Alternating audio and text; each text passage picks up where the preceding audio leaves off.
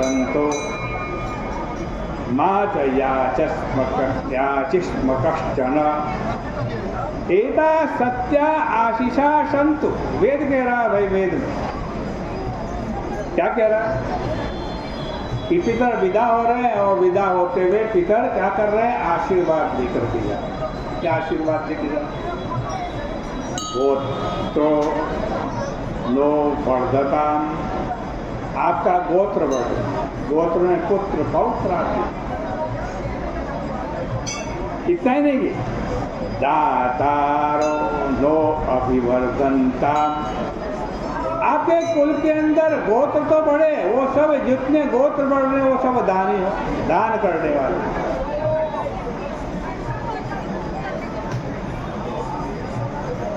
देखो भाई, दान कौन करेगा? जिसके पास धन होगा वही तो दान करेगा। दान के साथ साथ समझो वो आपको धन धान्य से संपन्न होने का भी वरदान है। फिर क्या कह रहे हैं पितर जाते हुए कि वेदा संततिरेव च, इस हमारे कुल में वेद की परंपरा बनी रहे, हम अपने सनातन धर्म के अनुसार अपना जीवन व्यतीत करें, वेद की आज्ञाओं का पालन करें। वेदा संततिरेव च श्रद्धा च नो मागमत्, हमारे कुल के लोगों के अंदर आज देवताओं के प्रति, ऋषियों के प्रति, पितरों के प्रति, माता पिता के प्रति सदैव श्रद्धा बनी रहे। आशीर्वाद देके जा रहे हैं। आगे क्या कहते हैं? बहुदेयंजनोस्तु, आपके घर में दान करने के लिए बहुत सामग्री हो, कोई खाली हाथ ना लौटे। ये पितरों का आशीर्वाद होगा, जो पितरों को तृप्त कर देते हैं श्राद्ध से, तर्पण से, पिंडदान से,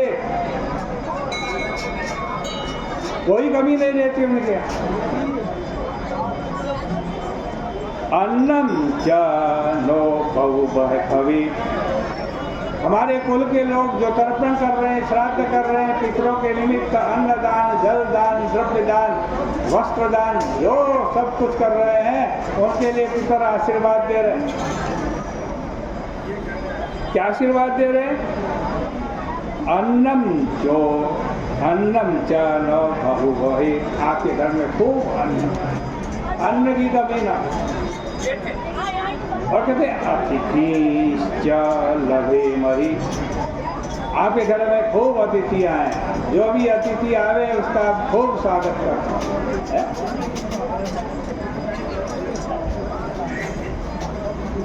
याचितारस जनस संतो, आपके घर के चारों तरफ मांगने वालों की भीड़ लगी। माँ च याचिष्म कंचन, लेकिन आपको किसी से मांगना न पड़े। एता सत्या आशीषा संतो, पितर कहते हैं ये हमारे आशीर्वाद सत्य होंगे, सत्य। और जो श्रद्धा पूर्वक अपने पितरों का श्राद्ध करता है, तर्पण करता है, पितरों के लिए पिंड दान करता है, पितरों के आशीर्वाद सत्य हो जाते हैं। आज इस अमावस्या की तिथि में बैठे हैं, बहुत से लोग श्राद्ध में बड़ा आक्षेप लगा। कोई तो कहता है ब्राह्मण का पेट का लेटर बॉक्स है, ब्राह्मण खाएगा और पितरों तक पहुंचाएगा।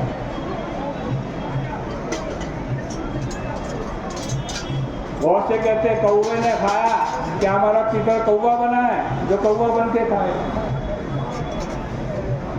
गाय को खिलाया, क्या हमारा पितर जो है वो गाय बन गए?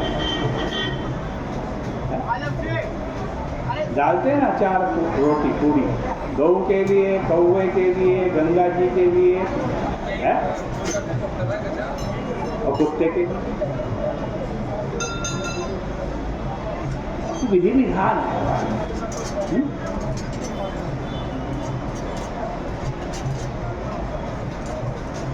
तो देखो, बात में आप जो भी कर रहे हो, चाहे तर्पण कर रहे हो, चाहे अन्नदान कर रहे हो, चाहे जल दान कर रहे हो, चाहे वस्त्र दान कर रहे हो, चाहे आभूषण का दान कर रहे हो, किसी भी चीज का यदि आप दान कर रहे हो तो वो आपके पितर जहां भी है वहां तक पहुंचता है, शास्त्र कहता है। सुबह में बताया था श्राद्ध में 3 शक्तियों का उपयोग हम अपने पितरों के ऊपर करते हैं। एक मन शक्ति, दूसरी मंत्र शक्ति और तीसरी द्रव्य शक्ति। मंत्र में अपार शक्ति। मंत्र क्या है? शब्द है। शब्द के अंदर आप देख ही रहो कितनी शक्ति है। एक आदमी बोल रहा है, इतने लोगों पे प्रभाव पड़ रहा है। ये शब्द की तो बहुत शक्ति। ये तो स्थूल शब्द है। मंत्र जो है वो सूक्ष्म शब्द है? उनका बड़ा भारी प्रभाव है भाई। इन मंत्रों का प्रयोग श्राद्ध में हम अपने पितरों पर करते हैं, उनको अक्षय सुख तक पहुंचाने के लिए, उनकी आध्यात्मिक उन्नति के लिए, उनकी सद्गति के लिए, उनकी तृप्ति के लिए। इन 3 शक्ति का प्रयोग करते हैं और इस संकल्प शक्ति से दूसरा मन शक्ति। मन में बड़ी शक्ति है। मन एवं मनुष्याणाम कारणम बंध मोक्ष। मन ही मनुष्य के बंधन और मोक्ष का कारण है। जिसका मन संसार में विषयों में आसक्त हो गया उसका बंधन हो गया, जिसका मन भगवान के चरणों में लग गया वो मुक्त हो गया।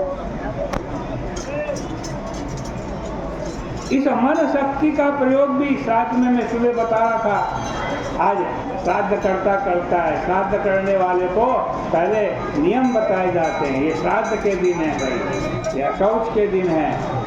इनमें इन नियमों का पालन करना, इनमें सदाचरण का पालन करना, इनमें ब्रह्मचर्य का पालन करना, इनमें सत्य का पालन करना, इसमें भक्ष्य का विचार करके भोजन करना। जो भोजन भगवान को परोसा जा सके वही भोजन करना। ये जितने भी नियम धर्म बताए गए हैं व्रत के, उपवास के, ये किस लिए हैं? ये मन शक्ति को संवर्धन करने के लिए। और श्राद्ध में सबसे पहला अधिकार किसका है? सबसे बड़े बेटे का। ऐसे सबका अधिकार। अब तो सब अलग अलग रहते हैं। एक परिवार का 4 भाई हैं तो 4 मकान अलग अलग रहते तो सब करो भाई। और यदि चूल्हा एक ही है तो बड़ा भाई करो, ठीक है ना?